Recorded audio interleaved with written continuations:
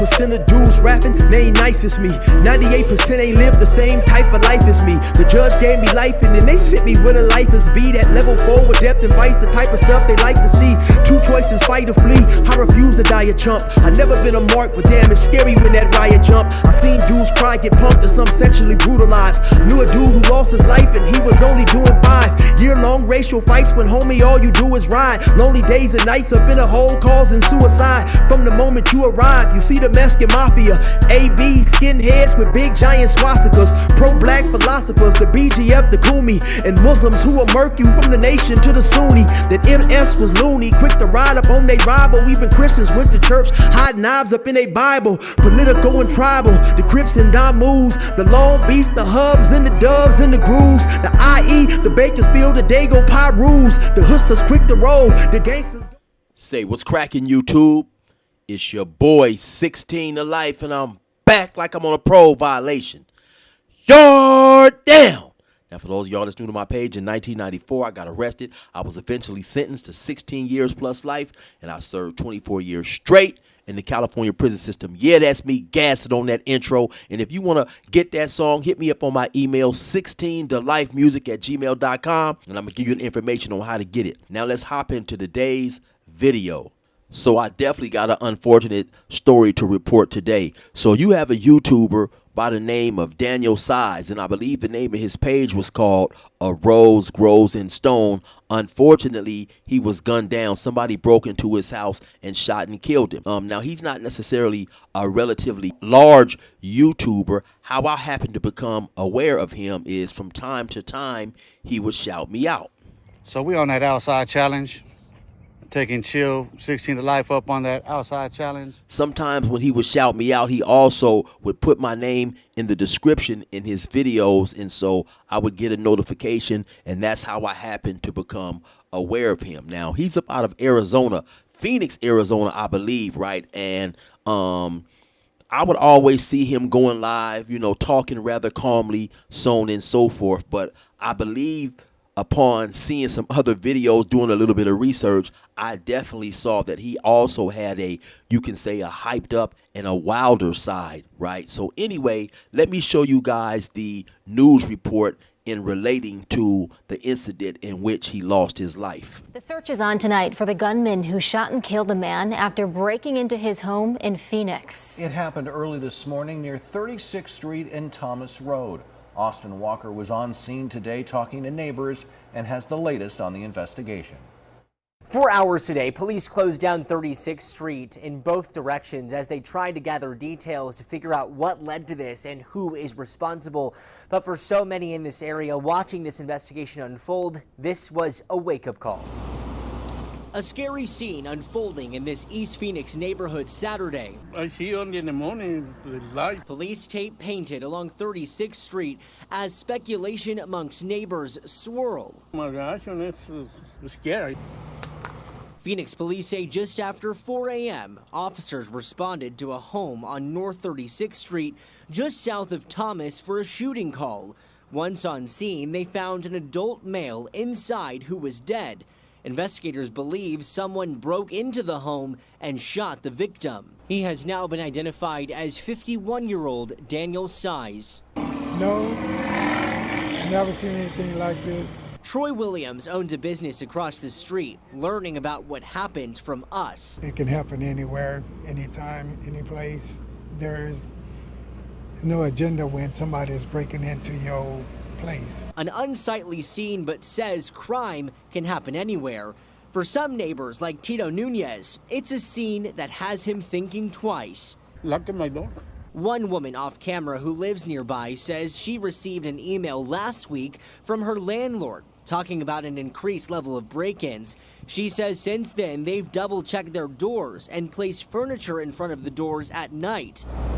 Police say this was a forced entry, but it's unclear if the doors were locked, and it's also unclear if the victim and the suspect knew each other or if this was a random attack. My door is locked no matter what. It's a rarity that my door is not locked. Again, 51-year-old Daniel Says lost his life in this shooting. We have reached out to Phoenix police asking if they have an idea or description about who did this, but right now nobody is in custody. We are working to figure out more details and we'll bring them to you as soon as we learn more. And so, as I mentioned before, he would shout me out from time to time, and I would watch a little bit of his lives, but never a whole lot. You know, I would see him just acting rather calmly, so on and so forth, right? But upon doing a little bit of research for this story, like I mentioned, he definitely had a wilder side. I had heard him mention several times in some of the videos that he was doing, in some of his lives, that he had a prison background. And like I said before, he was from the state of Arizona. You know, I never really knew why he had went to prison or, you know, much about his prison background, because for the most part, I only saw him doing lives. I never saw any of his actual videos. But in doing a little research for this video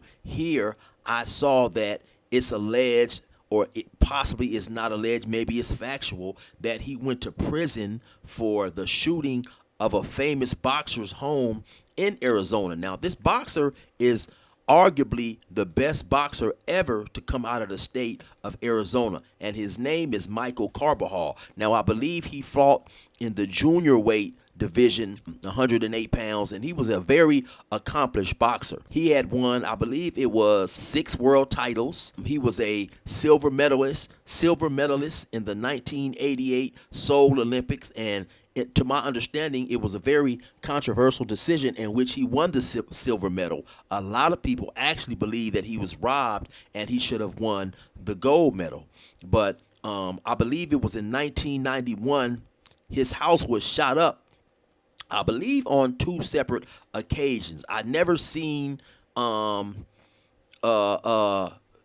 Daniel Size take responsibility or claim he had shot both of them up, but there is a video of him talking about and proclaiming to be responsible for one of the shootings, I believe when he was 16 or 17 years old. Now, in that video, he goes on to say a lot of things, right, that some individuals definitely probably found disrespectful, right? So I won't show all of that video, but in my opinion, he definitely was going hard, right? Somebody said in one of the videos, or excuse me, in one of the challenges that he done, I was doing a little clowning, talking about the Go Outside challenge, and he was participating in that. Now, I cannot confirm this, but I've heard several dudes report that in doing one of those challenges where he's outside walking, filming, recording himself, somebody had drove past and shot at him in the middle of one of those recordings, right? So it definitely seems that at least at some point in his life, he had people who were very unhappy with him, right? But anyway, let me show you guys this video where he claims responsibility for the shooting of Michael Carbajal's house. What I say? I betting on you motherfuckers meet me out in Duperville Projects right now. Hoe ass motherfuckers. Yeah, we run this shit. You motherfuckers ain't never ran nothing. I'm at this 910 East Fillmore, homie. My first case, homie. My first fucking case, I pulled up. I fucking hopped out. I ran up to this motherfucking porch and I lit it the fuck up.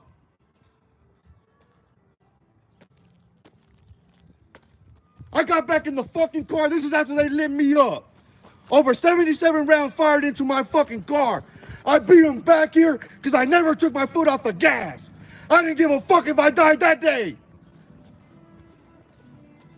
And I sped the fuck away before they got back. The state of Arizona, I'm classified the first drive-by in history, in spite of the fact that that's not a fucking drive-by. Yeah, you know, when I saw that video myself, I was shocked because I never saw that side of him. Right now, some of the videos that I did see, he would, you know, be voicing displeasure about other YouTubers at certain times. But I mean, if we just keep it at 100, it seems like with this YouTube stuff at times, that's just regular stuff, right? So I had, of course, because I never watch him a whole lot, so I never had any idea that, he may have been involved in some serious beef or situations, not to even say that was the case. But, I mean, obviously somebody had some displeasure with him, and whatever displeasure they had with him could have had nothing to do with YouTube, right? So I don't want to get on here and speculate and try to imply that whatever happened to him was YouTube related, right? It's definitely an unfortunate situation, someone, entered his home late at night and shot him and took his life away, right? And I believe, if I'm correct in those reports that the news did on him, he was around the age of 51. So this is a very serious situation, of course. The man has lost his life, and I definitely have seen other videos that he made talking about that he had family and that certain members of his family didn't drive, so it was his responsibility to drive them around and things of that nature, right? So you definitely have a lot of people who are going to be upset at his passing, right?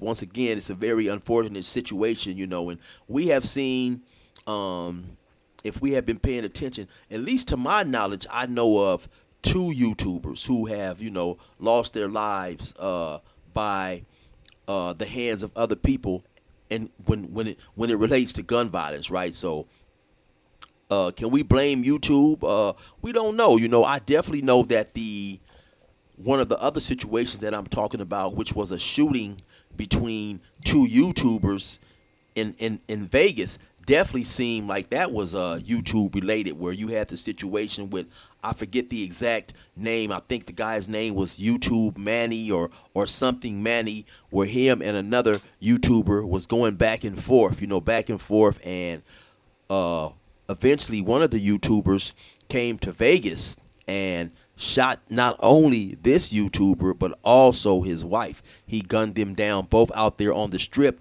while the other YouTuber who unfortunately lost his life was going live. So like I said, that definitely was YouTube related, and it's unfortunate that sometimes, this YouTube stuff definitely can get ugly and get out of control and out of hand, right? The police out there in Phoenix, they are investigating the homicide, but who knows if anyone will ever be apprehended or whatever. But anyway, once again, man, rest in peace to Daniel Size. My condolences to his family and all those out there in that community, who was affected by him losing his life. Anyway, you already know what it is. It's your boy 16 to Life. Resume normal program.